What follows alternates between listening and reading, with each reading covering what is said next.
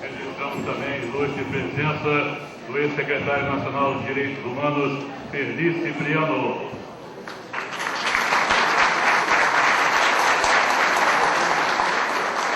Diretor tesoureiro da OAB Espírito Santo, Dr. Délio Prati.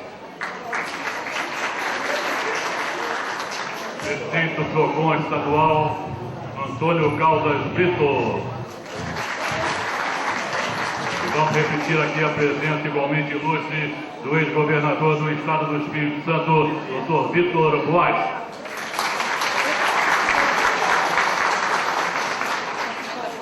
A Caravana da Anistia é uma iniciativa da Comissão de Anistia do Ministério da Justiça que objetiva resgatar e refletir sobre a história do país, valorizar o papel da anistia política e a história de luta de diferentes atores sociais perseguidos politicamente durante o período ditatorial, como forma de contribuir para a consolidação da democracia brasileira. É com muita honra que a Caravana da Anistia chega ao Espírito Santo por meio da importante parceria com a UFES e OAB Espírito Santo. Passamos agora à entrega da bandeira das liberdades democráticas. Convidamos o vice-presidente da comissão, Egmar José de Oliveira, para receber aqui à frente a contribuição da UFES, OAB e dos estudantes para a construção da bandeira das liberdades democráticas, símbolo das caravanas.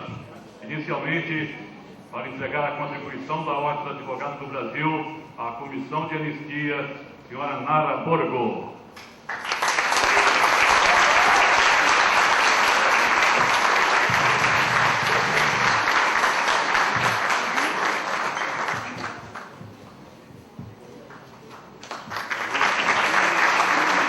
Para entregar a contribuição da UFES, Francisco Vieira Lima Neto, procurador representando o magnífico reitor.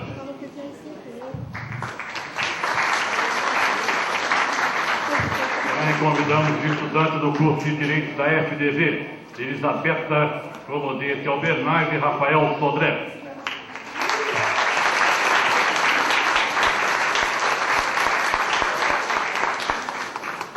Em cada localidade por onde passa a caravana, as entidades, movimentos defensores de direitos humanos são convidados a doar um retalho de tecido contendo uma mensagem, símbolo ou imagem para representar o compromisso de todos com o resgate da memória e a consolidação das liberdades democráticas.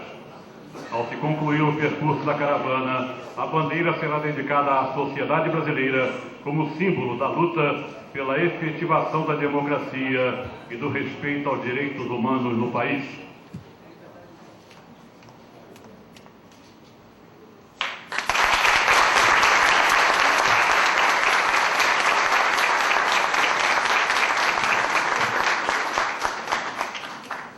Esta é a bandeira, os nossos retalhos, e convidamos para uma breve mensagem os estudantes do curso de Direito da FDB, Elisabetta Clodete Albernaz e Rafael Sodré.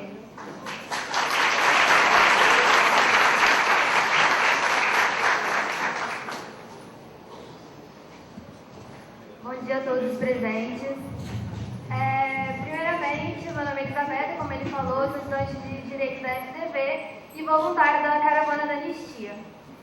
Eu decidi ser voluntária da Caravana da Anistia porque acredito que um estudante de Direito ele não deve meramente aprender a manusear um código, um vai-de-mecum, aprender a aplicar as leis, mas ele tem que tomar posse do seu dever como cidadão transformador da sociedade. Além disso, é fundamental que todos aqui tenham em mente que um Estado democrático de direito, ele só é de fato democrático quando essa história obscura do nosso país ela é revelada, para que, como foi falado aqui várias vezes, nunca mais se esqueça e nunca mais aconteça. Gostaria muito de agradecer à professora Nara por essa fundamental oportunidade das nossas vidas, por nos fazer acreditar que a sociedade pode ser diferente, que as coisas podem mudar. Gostaria de agradecer a todos os voluntários que estão aqui, se vocês pudessem ficar de pé, quem está aí. Muito obrigada a todos vocês.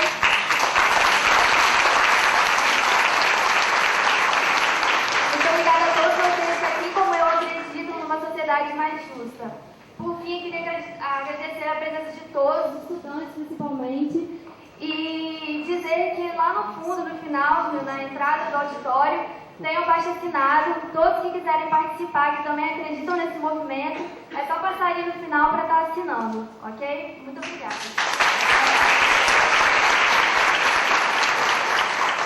Bom dia, meu nome é Rafael, sou estudante, na verdade, aqui da UF, né, do Espírito Santo, estudante de Direito, e sou também coordenador da Federação Nacional de Estudantes de Direito. Queria colocar, assim como também foi colocado, a importância desse espaço para reconhecimento dos erros do Estado. Acho que o Estado só avança na efetivação de direitos humanos se reconhecer seus erros, né, e esse é um desses espaços. Agora, é evidente que é um espaço ainda pequeno, a gente precisa ocupar mais e precisa garantir a abertura dos arquivos da ditadura militar do Brasil. Precisamos também garantir a responsabilização dos agentes da ditadura, porque a gente precisa compreender que o Estado brasileiro ainda é um Estado que tortura, ainda é um Estado em que muitos agentes caracterizam o período da ditadura como um período histórico importante, que foi significativo e que foi fundamental para o desenvolvimento da história brasileira. A gente, infelizmente, ainda vê discursos do tipo, todos os lados foram errados, todos os lados erraram, não existe um lado que errou mais que o outro no período da ditadura militar, ou ainda até mesmo discursos dizendo que a ditadura militar, o problema da ditadura militar foi que ela matou o povo. Esse tipo de discurso é um discurso que a gente, infelizmente, o Estado brasileiro aceita. É um discurso que o Estado brasileiro está aceitando e precisa reconhecer os seus erros e precisa responsabilizar os Estados para deixar de aceitar, para isso parar de ser aceitável para a gente.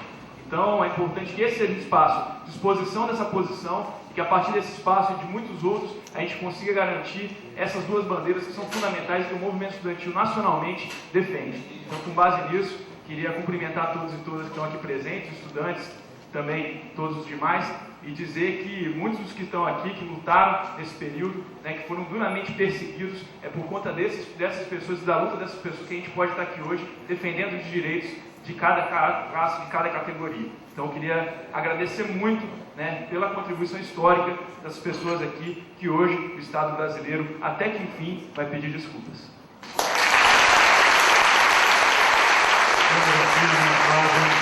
Rafael Sodré, Elizabeth Colombo Bernardes.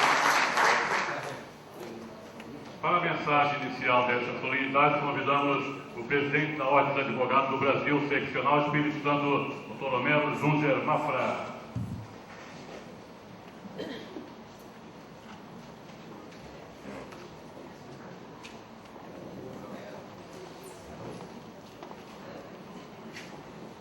Quero saudar a caravana da anistia e saudando os integrantes da caravana da anistia e do Ministério da Justiça, faço a saudação aos que lutam pela liberdade neste país. É inegável que nós avançamos, mas é inegável que tem muito que avançar. Há todo um espaço de luta que temos que enfrentar. No discurso de posse na presidência da Ordem dos Advogados, eu me perguntava por que os arquivos não tinham sido abertos. E me questionava por que governantes eleitos no tempo da liberdade tinham medo pânico de abrir os arquivos dos militares. Por que isso? Que segredos escondem? O que querem esconder? É preciso que as famílias de José Maurílio Patrício, de Orlando Bonfim Júnior, de Arildo Valadão, de João Galberto Calatrone e de Marcos José de Lima, capixabas até hoje desaparecidos, é preciso que suas famílias saibam como, quando e de que forma foram assassinados. Se caíram na luta da Araguaia ou se depois de presos foram barbaramente torturados e executados. É preciso que o Estado preste a devida reparação a essas famílias. E é curioso que as pessoas desviam o foco da discussão. Fala-se em Bolsa Ditadura, que é a visão hipócrita dos que durante anos aproveitaram do Estado ditatorial para construir muitas vezes verdadeiros impérios de comunicação. É preciso que o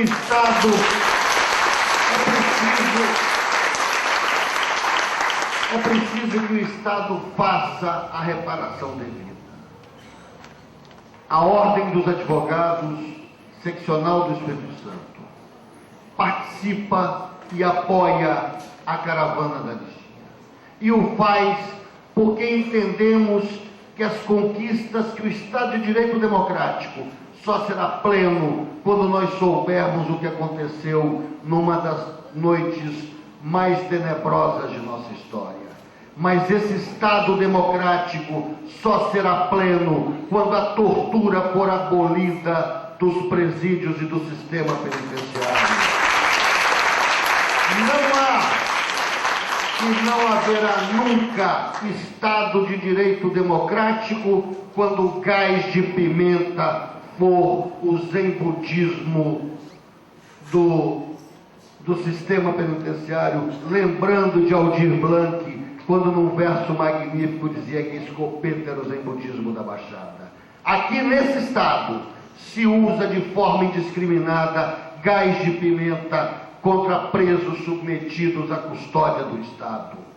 Aqui nesse Estado, as práticas de desrespeito aos que estão no sistema penitenciário são recorrentes.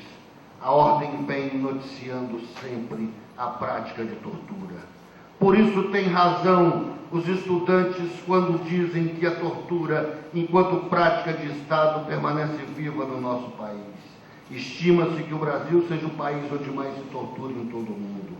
No Espírito Santo, as prisões por si já são formas de tortura institucional, como ficou provado na deflagração pública das masmorras capixabas.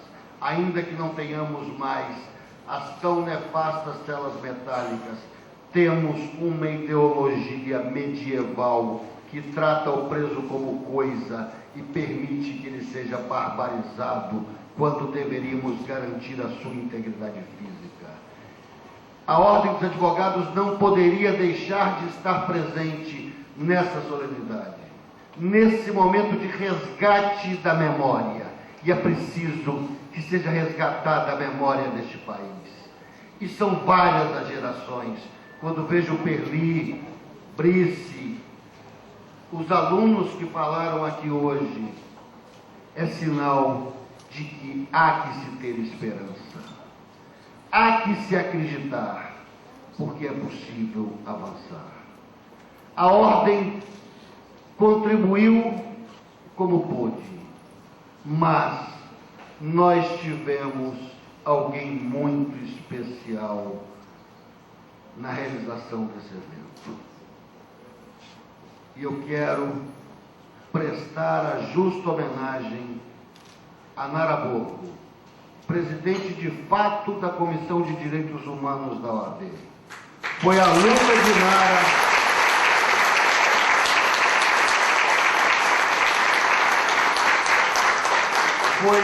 foi o empenho de Nara que permitiu que hoje nós tivéssemos esse ato.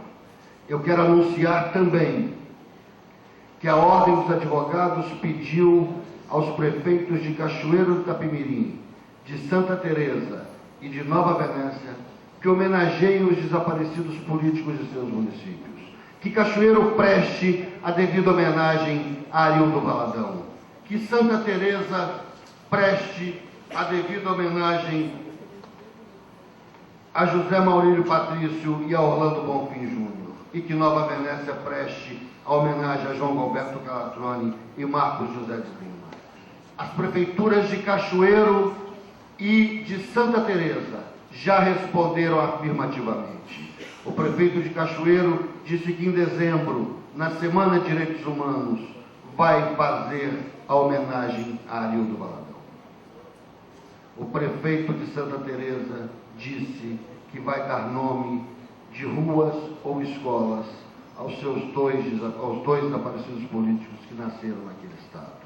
Quero agradecer ao prefeito João Costa, que assumiu o compromisso como prefeito da capital deste estado, de criar aqui um memorial em homenagem aos desaparecidos políticos do Espírito Santo.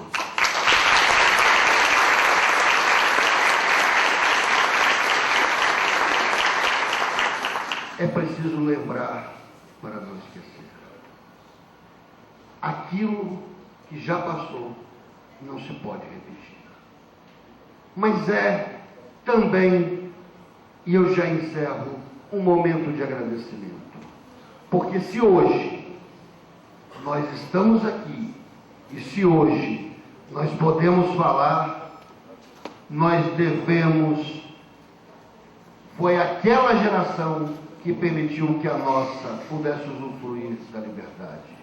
Foi Perli, foi Irã, foi meu sempre governador Vitor Goaz,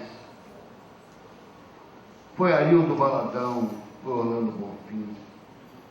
Gonzaguinha cantava São tantos e tantos nomes, sem nomes, memórias de um tempo e que a gente não pode deixar de resgatar. E eu quero agradecer fundamentalmente a presença dos estudantes. Vocês que não viveram esse tempo, mas vocês recebem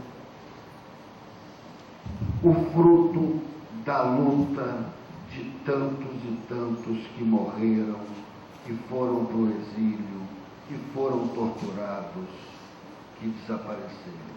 O nosso tempo de liberdade foi construído pela luta de tantos e tantos heróis anônimos desse país. O nosso tempo de liberdade foi construído quando era mais fácil ter silêncio. Eu quero, e agora realmente o advogado encerra, lembrar as palavras de Nicolas Guilhem quando disse a Tchê: sua mão foi mais ampla quando foi mais escura a nossa noite. A esses que lutaram, aos que buscam hoje a reparação devida, aos que receberam a reparação, aos que estão desaparecidos, filhos, quem sabe, viúvas do talvez, nós temos o dever de dizer: as mãos de vocês foram tão mais grandes quanto mais escura foi a nossa noite. Obrigado a todos vocês, porque foram vocês que permitiram que nós desfrutássemos do tempo da liberdade. Muito obrigado.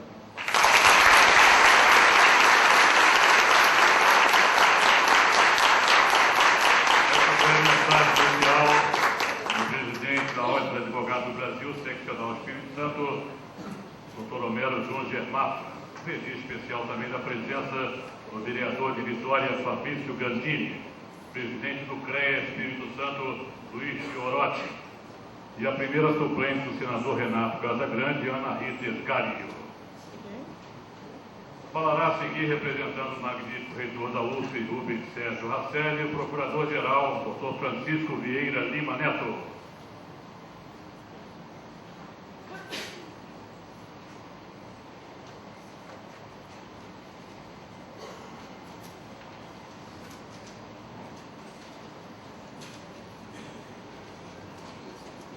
Senhoras e senhores, bom dia.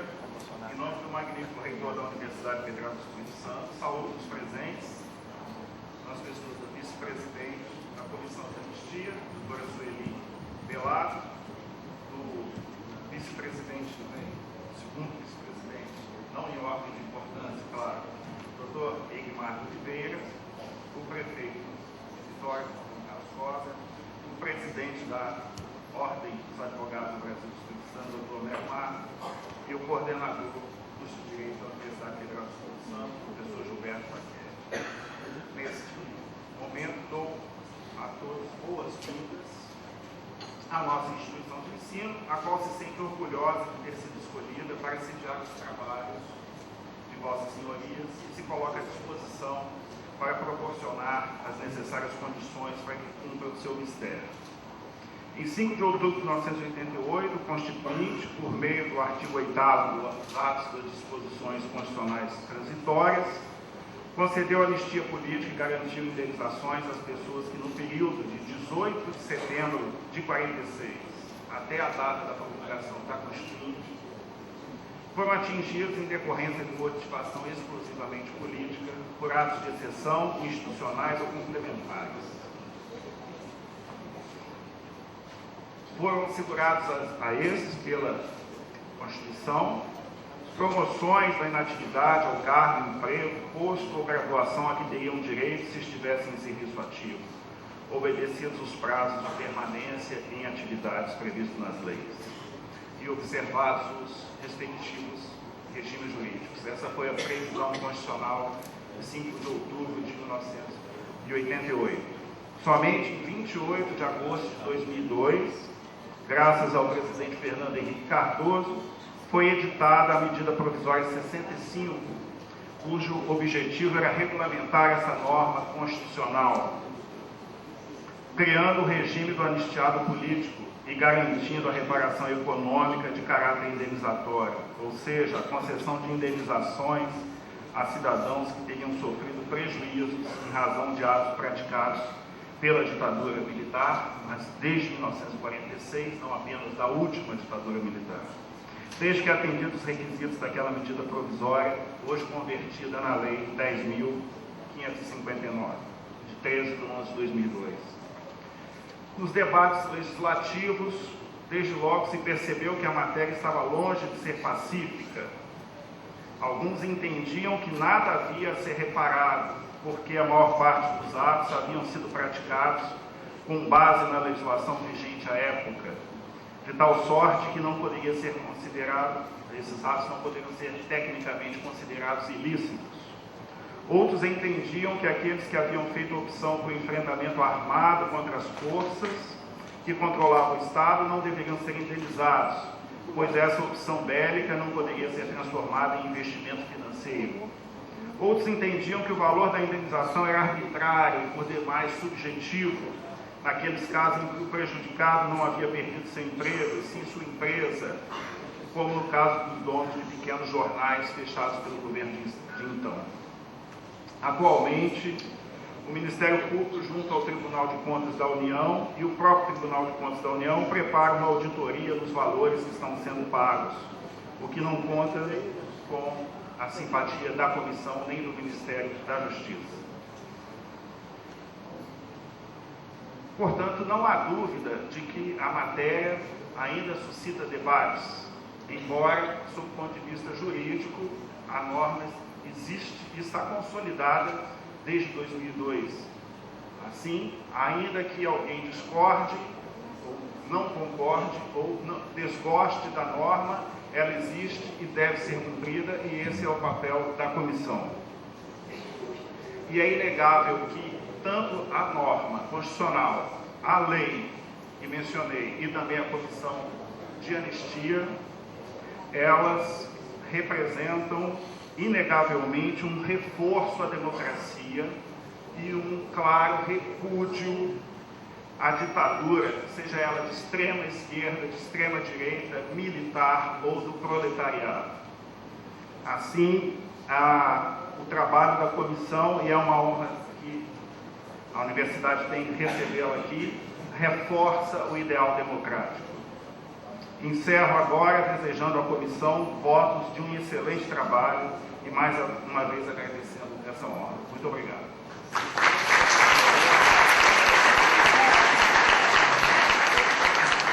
Procurador-Geral da UF, Dr. Francisco Vieira Lima Neto, como dissemos nesse ato, representando o magnífico reitor Rubens Sérgio Rasselli.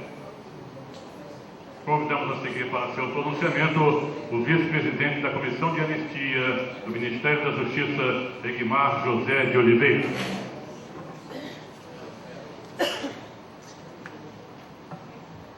Bom dia a todas e a todos. Eu queria cumprimentar a mesa na pessoa do nosso prefeito de Vitória, cidade anfitriã dessa caravana da anistia, E queria aqui, em breves palavras, na verdade,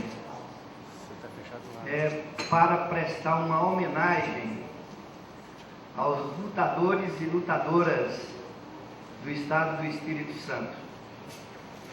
Eu quero rapidamente contar algumas coisas para vocês, porque aqui tem muitos jovens, estudantes da Universidade Federal, estudantes do ensino médio, advogados, advogadas, intelectuais, jornalistas.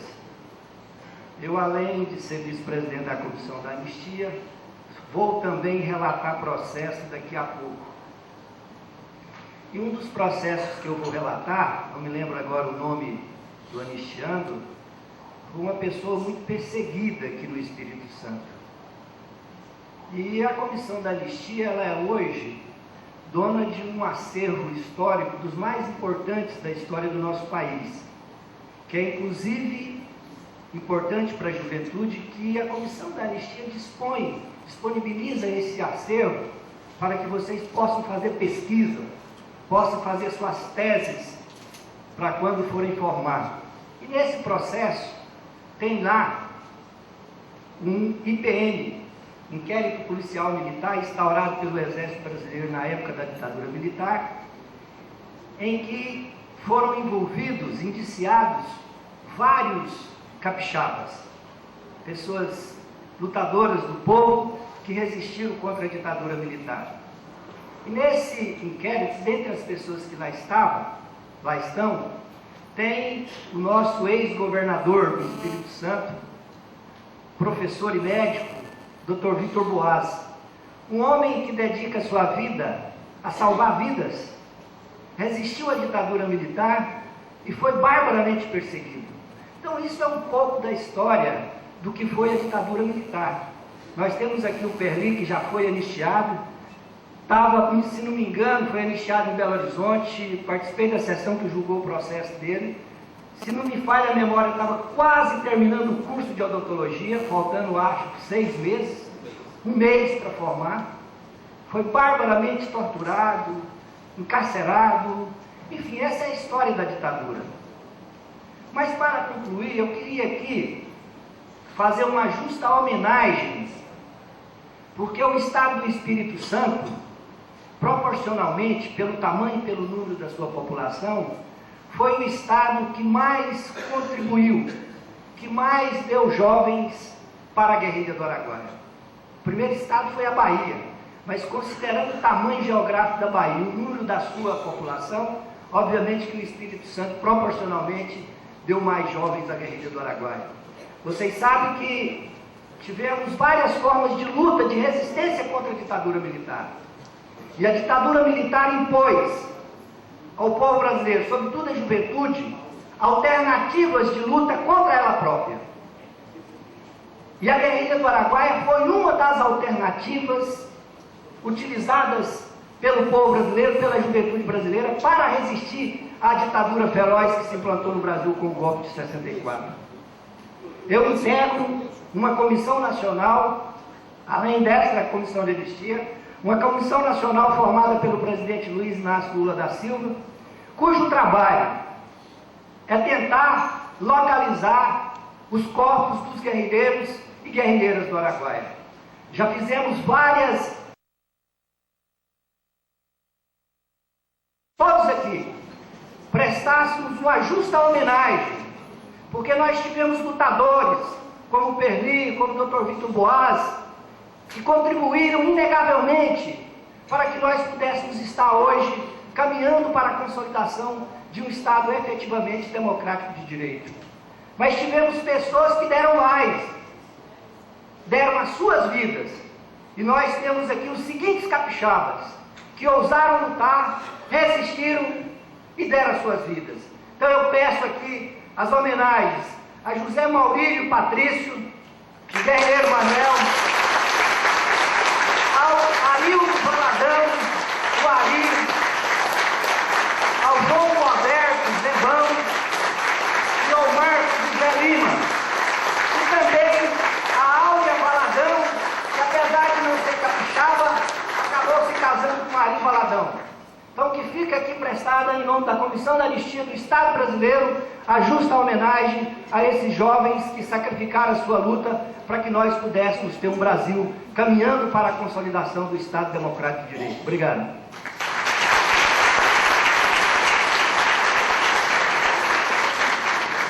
Ouvimos assim o vice-presidente da Comissão de Anistia, Igmar José de Oliveira, e na sequência convidamos também a vice-presidente Sueli Aparecida Belato.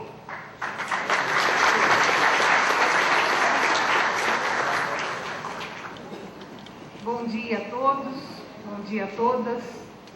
Em primeiro lugar, me dirijo na representação da pessoa do nosso prefeito, João Coser, me dirijo a todos os senhores, a todos os munícipes de Vitória.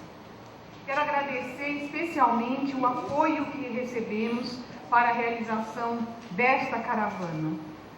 São 43 caravanas rodando pelo Brasil, em especial dialogando com a juventude, de quem nós muito nos orgulhamos, de quem nós temos tido mais do que um empenho de uma competência técnica, profissional, uma demonstração de uma paixão pela causa, da mesma causa defendida ontem e defendida hoje. Também, como o conselheiro Igmar, vice-presidente, também tenho muito carinho com o Estado do Espírito Santo. Foi aqui também que, num determinado momento da minha vida profissional, eu fiz um link, quando Perli era secretário de Justiça, do ontem e do hoje. Foi aqui que eu vi que, se o passado não for corrigido, o presente tende a repetir as mazelas, os erros, os crimes do passado. Foi aqui que, num determinado momento, na década de 80, eu presenciei muitos funerais, que já não eram os funerais da ditadura militar propriamente dita, mas eram os das consequências dos períodos ditatoriais. Foi aqui que eu vi Purinha, tesoureiro de Linhares, sendo assassinado, deixando na sua mão um panfleto a favor da reforma agrária. Foi também no município de Montanha que eu acompanhei o antes e o depois do assassinato de Verino Sossai, presidente do Sindicato de Montanha. E foi nesse estado que eu vi toda a retomada, toda a energia que a população teve para dizer basta e vamos seguir aperfeiçoando as instituições, a nossa instituição democrática e republicana. Então eu não poderia deixar de fazer essa menção para dizer o quanto nós reconhecemos o empenho e somos como aquele povo que um dia soube buscar água no fundo do poço, quando parecia que não mais existia água, e nós fomos buscar água para repartir com toda a população. O povo que busca água no sertão, nas periferias, nas comunidades, ele não busca água só para si, para sua família, ele busca para a sua comunidade. E nós assistimos no Espírito Santo buscando água e oxigênio para o Brasil. E é dessa gratidão que a Comissão de Anistia, hoje representada aqui nesse ato, com seus 7 conselheiros, com o seu corpo de servidores públicos, com o projeto educativo que anima o trabalho das nossas caravanas, nós viemos dizer, povo capixaba, muito obrigada.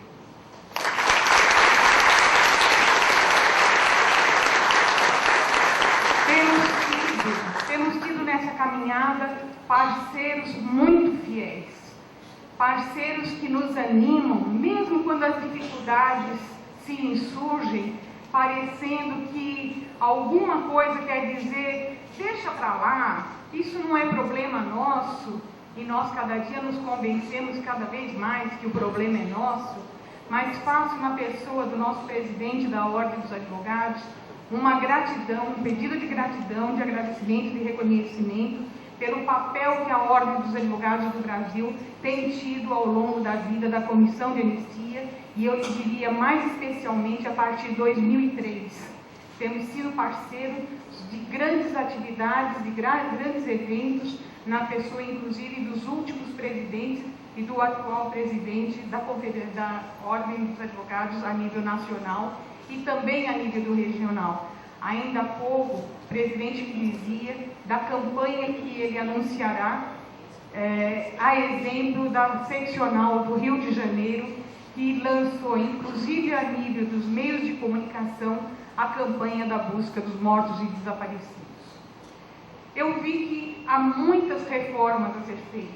Aquelas reformas iniciadas, sonhadas pela geração da década de 60, e que tão bem foi expressada, simbolizada pelo presidente João Goulart, interrompida bruscamente pelas armas dos militares, esses sonhos continuam muito vivos.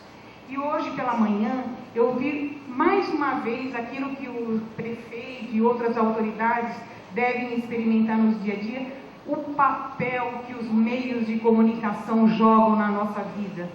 Eu sou uma ilustre desconhecida para a maioria e de repente eu já não sou tão desconhecida do seu Antônio, que assistiu o Bom Dia Espírito Santo e por causa do Bom Dia Espírito Santo quis conversar conosco a questão da anistia.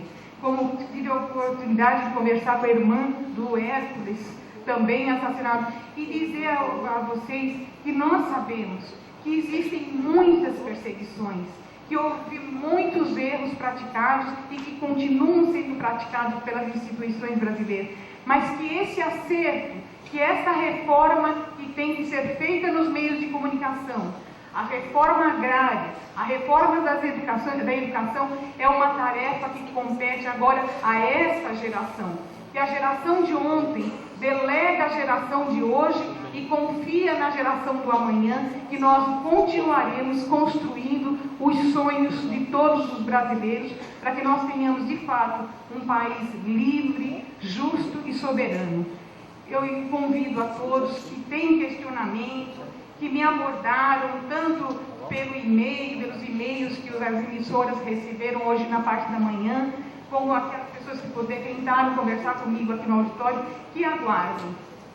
Nós queremos continuar um diálogo permanente com a população e explicar que o que nós viemos fazer em nome do Estado brasileiro foi pedir desculpas, porque o Estado brasileiro errou, o Estado brasileiro não deve errar mais.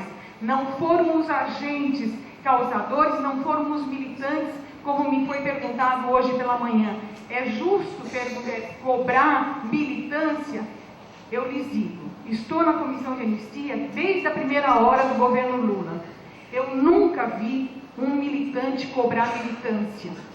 Eu vi militantes dizer, em nome dos meus ideais, dos meus sonhos, eu fui preso, torturado, perseguido pelo regime militar. Então é o que o Estado praticou, é o que o Estado fez e o nosso compromisso para que esse Estado se redima e não pratique mais, nem nas penitenciárias, nem nos centros de formação de menores ou de maiores, nenhum tipo de aviltamento dos direitos humanos, que nós respondemos perante a comunidade nacional e perante a comunidade internacional. É por esse aperfeiçoamento das nossas instituições que nós conclamamos, vamos seguir juntos fazendo o aperfeiçoamento das nossas instituições.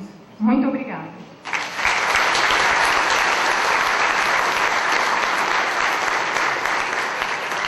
Mensagem da vice-presidente da Comissão de Anistia do Ministério da Justiça, senhora Sueli Aparecida Belato.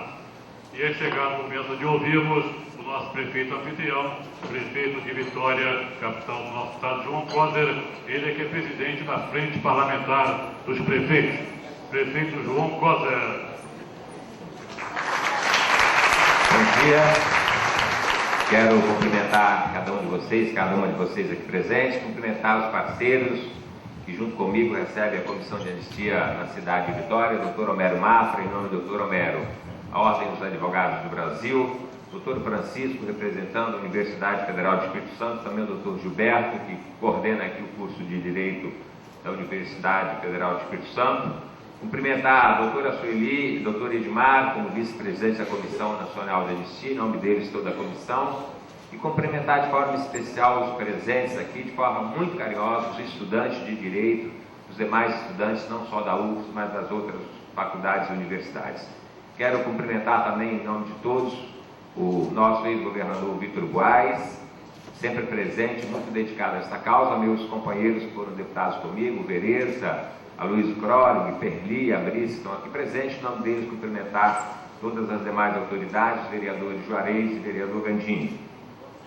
Eu quero, em primeiro lugar, fazer uma referência rápida aos jovens. Quero me associar às entidades que distribuíram esse panfleto aqui.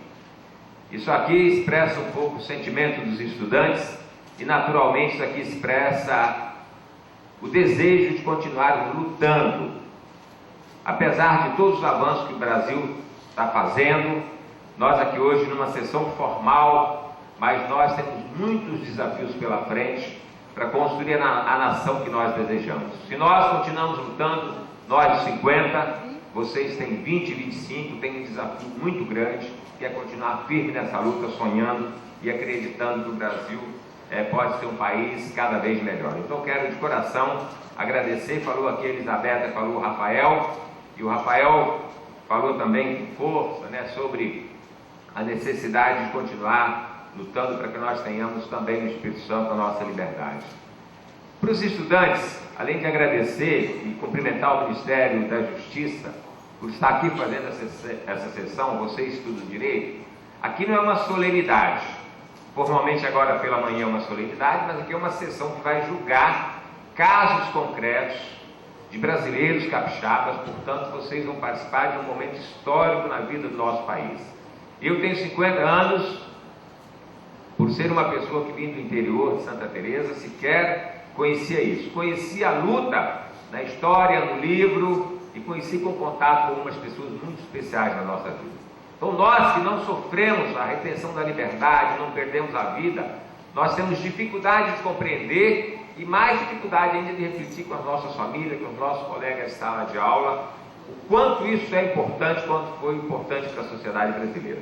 Então, em nome do Perli, porque nós tivemos irmãos assassinados, foram lidos aqui o nome de alguns, nós tivemos alguns que tiveram pressão psicológica, física, nós tivemos alguns que perderam a liberdade, extraditados, e nós tivemos alguns que foram presos. O Perli deu da vida dele 10 anos numa cadeia.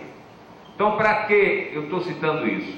Porque nós precisamos compreender que se nós estamos aqui hoje com a liberdade que temos, é porque brasileiros se deram a essa causa. Isso não é pouco. Eu vou repetir, é difícil perceber quem não viveu.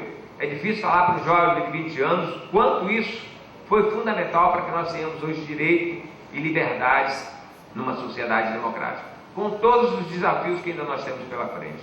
Então, perdi a você, em nome de todo mundo. A luta contra a ditadura militar, a luta contra a repressão, contra o imperialismo, a luta que vocês viram aqui.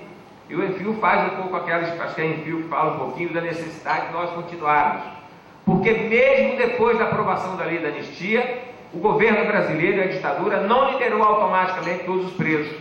Alguns ficaram ainda mais de ano presos, e o próprio Perli foi um desses. Então, quando nós recebemos aqui em Vitória o Perli, nós iniciávamos pela igreja, pelo movimento social, por lideranças políticas. Importante, um movimento interessante no estado do Espírito Santo e no Brasil. Vocês imaginem, não ter direito de enterrar dignamente uma pessoa assassinada, ao mesmo tempo não ter direito de participar de uma missa de 7º dia para rezar por uma pessoa assassinada, e mais do que isso, não ter condições mínimas de você se reunir, se organizar e lutar. Então eu quero, assim, de coração, agradecer o trabalho do Ministério da Justiça, aquelas pessoas que se deram a vida integral, parte dela, e que estão hoje, felizmente, sendo reconhecidas. Então